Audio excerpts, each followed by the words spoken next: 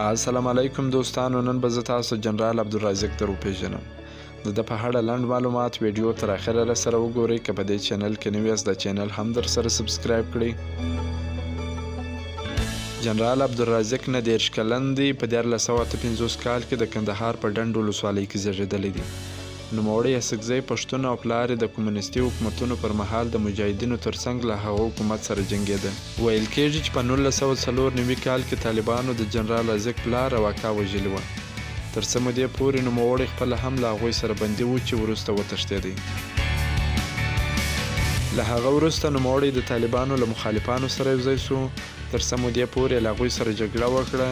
د طالبانو له حکومت له ړنګېدو وروسته ښاغلی رازق د حمید کرزي له حکومت سره یوځای سو او په سپین بولدک کې د سرحدي پولیسو مشرۍ پر دنده وګمارل سو. نوموړی د خپل جګړیز مهارت او شخصي قومي اړیکو پر مټ د سیمې له مشهورو شخصیتونو یو سو او د وژل کېدو تر مهاله د کندهار امنیه قومندانۍ پر چوکۍ پاته سو.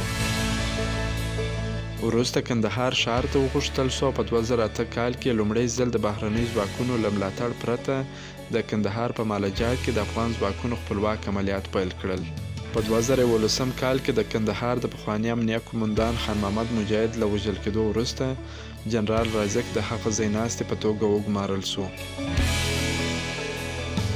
د امنیه قومندانۍ په توګه د کندهار امنیت په ټینګښت کې د نوموړي رول خورا مهم بلل کېده.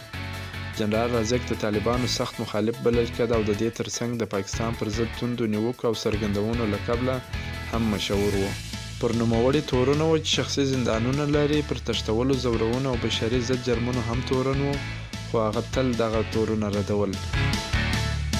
جنرال رازق په کندهار کې چې د طالبانو مرکز و د دغې ډلې په یو سخت غلیم بدل سو.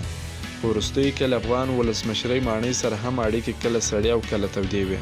د نوموړي له مرګ څو ورځې مخکې د ده په مشرۍ ځواکونه پر ډورنډ کرښه له پاکستاني ځواکونو سره وجنګېدل. جنرال رازق په 2013 کال د اکتوبر پر 18 نیټه کندهار ولایت ماڼۍ برید کې ووژل سو. د نوموړي 3 مېرمنې او 14 ماشومان پاتې سول. دا و د جنرال رازق په اړه لنډ معلومات. که مو دا معلومات خوښ شوي ویډیو در سره لایک کړئ او د خپلو ملګرو سره هم شیر کړئ. چینل هم در سره سبسکرایب کړئ. تر بلې ویډیو پورې د الله په امان.